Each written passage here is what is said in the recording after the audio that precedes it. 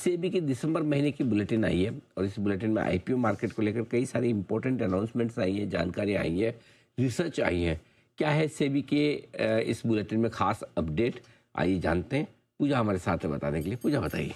जी, सेबी वैसे हर महीने ये बुलेटिन जारी करती है, लेकिन इस बार इंटरेस्टिंग बात ये निकल कर आई है कि आईपीओ मार्केट को लेकर जो इन्होंने डिटेल्स दी हैं अपने बुलेटिन में, वो काफ़ी एनकरेजिंग थी। और इनका कहना था कि इस बार रिकॉर्ड फंड जुटाने के बाद आईपीओ मार्केट काफ़ी मजबूत दिखा।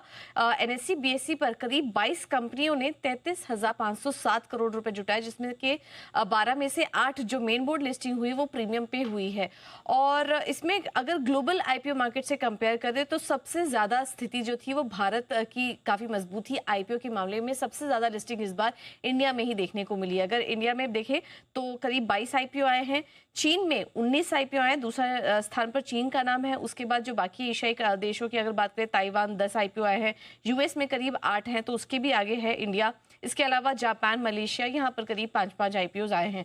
तो इस लिस्ट में अगर आप देखेंगे ग्लोबली तो सबसे ज्यादा नाम यहाँ पर अगर आईपीओ की बात करें तो भारत में यहाँ पर सबसे ज्यादा आईपीओ इस बार देखने को मिले। तो ग्लोबल आईपीओ मार्केट काफी मजबूत नजर आ रही है।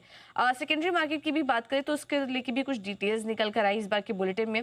और उनका कहना है कि ये लगातार तीसरा महीना था जब इक्विटी मार्केट में ओवरऑल बढ़त ही देखने को मिली, एडवांस ही हुआ है यहाँ पर। और बीएसई एनएससी में करीब 1 लाख करोड़ का औसत डेली टर्नओवर इस बार देखने को मिला। हालांकि इक्विटी डेरिवेटिव अगर देखेंगे तो नवंबर महीने में यहाँ पर 4% की गिरावट इस बार देखने को मिली है।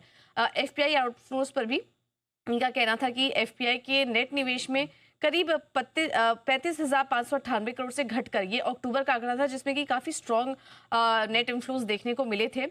उससे घटकर इस बार नवंबर में 2,836 करोड़ ही रह गए। लेकिन हालांकि डेट सेगमेंट में अगर देखेंगे तो वहां पर इंटरेस्टिंगली एफपीआई का जो इंटरेस्ट है वो काफी नजर आया है और वहां पर करीब 4,674 करोड़ का एफपीआई इनफ्लो देखने को मिला। लगातार यहां पर बढ़त देखने को मिल रही है। जुलाई 2025 से अगर देखें तो नवंबर में भी डेट मार्केट में लगातार एफपीआई इनफ्लो इस बार जारी रहा। म्यूचुअल फंड की बात करें तो यहाँ पर भी जो ट्रेंड दिखा मार्च 2025 से लेकर नवंबर अंत तक, अभी तक म्यूचुअल फंड इंडस्ट्री में भी एयूएम का करीब 23% की बढ़त का एयूएम में देखने को मिली। और नवंबर अंत तक म्यूचुअल फंड इंडस्ट्री का एयूएम बढ़कर करीब 80 लाख करोड़ पहुंच गया, जिसमें कि सबसे ज्यादा जो इनफ्लो नजर आए वो ग्रोथ इक्विटी स्कीम में नजर आए हैं, करीब 29,894 करोड़ के। उसके बाद इंडेक्स फंड, हाइब्रिड स्कीम्स और सॉल्यूशन ओरिएंटेड स्कीम्स में भी इस बार इनफ्लो इस साल देखने को मिले हैं। तो ये कुछ अपडेट आए हैं सेबी के बुलेटिन में, जिसमें कि सबसे एनकरेजिंग नंबर्स इस बार आईपीओ मार्केट में देखने को मिले। ओके, तो ये है आपके लिए सारा का सारा एक्शन आईपीओ मार्केट का जो नवंबर के महीने में आपके सामने रखा सेबी ने।